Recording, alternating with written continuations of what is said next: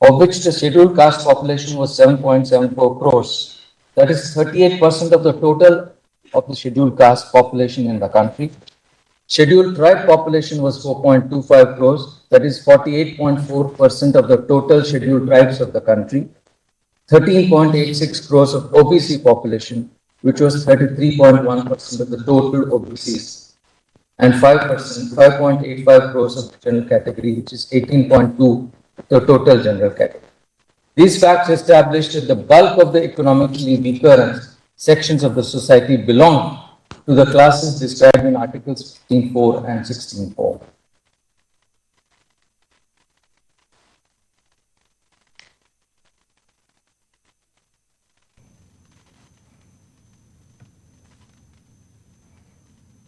I pass on to question number 2, which is that unaided private institutions, including those imparting professional education, cannot be seen as standing out of the national mainstream.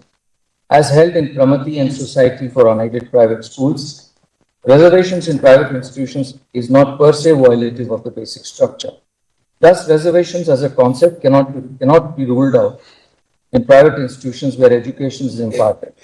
They may not be the state or state instrumentalities, yet the value that they add is part of the national effort to develop skill and disseminate knowledge.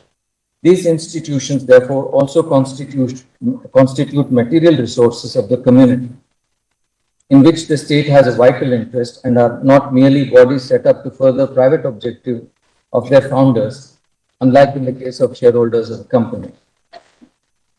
Therefore, I hold that on question number 2, the amendment is valid, but for reasons of answering question number 3, the amendment has to go.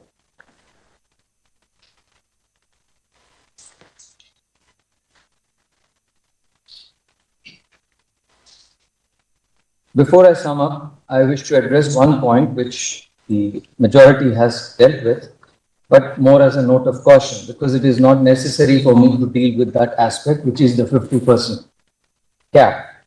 It is pertinent to note that the breach of the 50% limit is the principal ground of attack of the 76th Constitutional Amendment, 1994, which is inserted as entry 257A.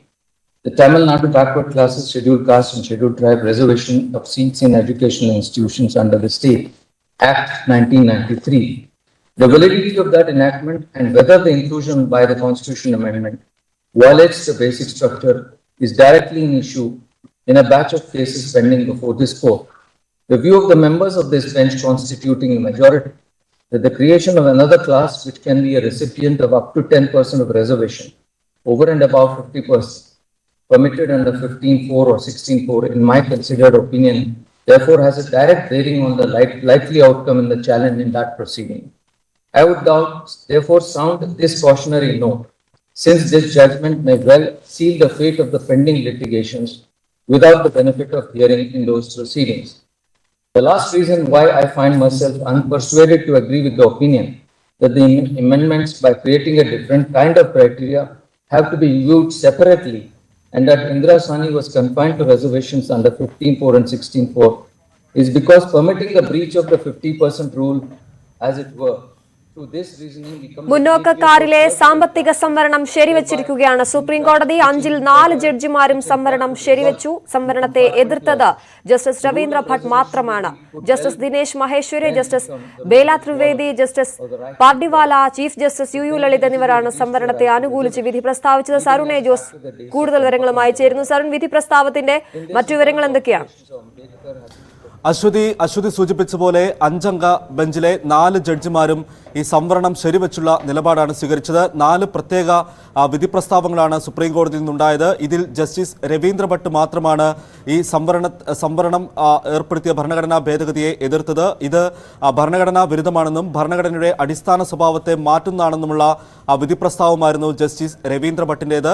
ആദ്യം വിധി പ്രസ്താവിച്ചത് justice Dinesh മഹേശ്വരിയാണ്. അദ്ദേഹം ഇത് ഭരണഘടനാ വിരുദ്ധമല്ല ഈ സംവരണം ഏർപ്പെടുത്തിയ നടപടിയെന്നാണ് അദ്ദേഹം വിധി പ്രസ്താവനയിൽ പറഞ്ഞത്. കഴിഞ്ഞ 75 വർഷമായി രാജ്യത്തിന് സ്വാതന്ത്ര്യം കിട്ടി, പലതും മാറ്റേണ്ടതുണ്ട് എന്നാണ് ജസ്റ്റിസ് ബേല എം ത്രിവേദിയും അതുപോലെ തന്നെ ഇതിനെ പിന്തുണച്ച ജസ്റ്റിസ് പർഡിവാലയും പറഞ്ഞത്. ഈ സംവരണം അനന്തമായി നീട്ടിക്കൊണ്ടുപോകാൻ കഴിയില്ല എന്ന നിലപാടാണ് ഈ 4 ജഡ്ജിമാരും സ്വീകരിച്ചത്. Justice U Lalit, justice Dinesh Maheshwari, Bela M Trivedi, justice Pardiwala എന്നിവരാണ് ഈ സംവരണം ശരിവെച്ചുള്ള വിധി പ്രസ്താവിച്ചത്. ജസ്റ്റിസ് രവീന്ദ്ര ഭട്ട് മാത്രമാണ് ഇത് ഭരണഘടനാ വിരുദ്ധമാണ് ഈ വിധി എന്ന നിലപാട് സ്വീകരിച്ചത്. 2019 പാർലമെന്റ് ഭരണഘടന 103-ാം ഭരണഘടനാ ഭേദഗതി പ്രകാരം സാമ്പത്തികമായി മുന്നോക്കക്കാരിലെ സാമ്പത്തികമായി പിന്നോക്കം നിൽക്കുന്നവർക്ക് 10% സംവരണം ഏർപ്പെടുത്തിയത്. ഇതിനെതിരെ നൽകിയ 39 ഹർജികളിലാണ് ഇപ്പോൾ സുപ്രീം കോടതിയുടെ 5-അംഗ ബെഞ്ച് വിധി പ്രസ്താവിച്ചിരിക്കുന്നത്. സംവരണം ശരിവെച്ചുള്ള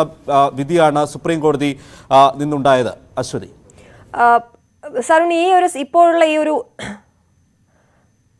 വിധി ഏത് രീതിയിലായിരിക്കും മുന്നോട്ടുള്ള ആ തീരുമാനങ്ങളെ, സർക്കാരിനെ സംബന്ധിച്ചുള്ള തീരുമാനങ്ങളിൽ എന്തെങ്കിലും രീതിയിലുള്ള മാറ്റങ്ങൾ വരാനുള്ള സാധ്യതയുണ്ടോ, അതോ നിലവിലെ സ്ഥിതി അതേ രീതിയിൽ മുന്നോട്ട് പോവുകയാണോ ചെയ്യുക?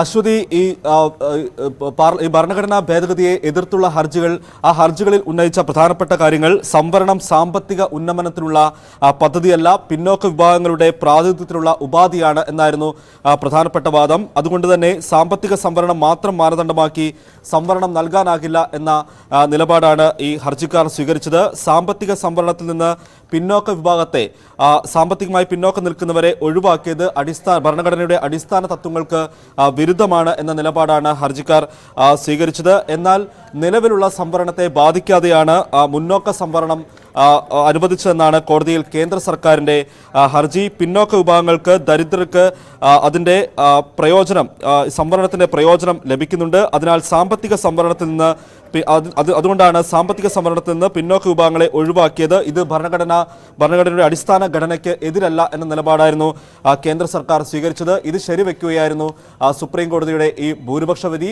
5 ജഡ്ജിമാരിൽ 4 പേരും ഈ സംവരണം ശരിവെച്ചുള്ള വിധിയാണ് പ്രഖ്യാപിച്ചത്. നേരത്തെ സൂചിപ്പിച്ചതുപോലെ ഈ സംവരണം ശരിവെച്ചുള്ള വിധി പ്രസ്താവനയിൽ കഴിഞ്ഞ ഇത്രയും കാലം ഈ സംവരണങ്ങൾ നൽകി പോരുന്നത് അനന്തകാലമായി നീട്ടിക്കൊണ്ടുപോകാൻ കഴിയില്ല, ചില കാര്യങ്ങളിൽ മാറ്റം വരുത്തേണ്ടതുണ്ട് എന്നുള്ള നിലപാടാണ് ഈ ഭൂരിപക്ഷ ജഡ്ജിമാരും സ്വീകരിച്ചത്. പക്ഷേ ഈ വിധി, ഈ സംവരണം, മുന്നോക്കക്കാരിൽ സംവരണം ഏർപ്പെടുത്തിയുള്ള ഭരണഘടനാ ഭേദഗതി അത് ഭരണഘടനയുടെ അടിസ്ഥാന തത്വത്തെ തന്നെ ബാധിക്കുന്നതാണെന്ന നിലപാടാണ്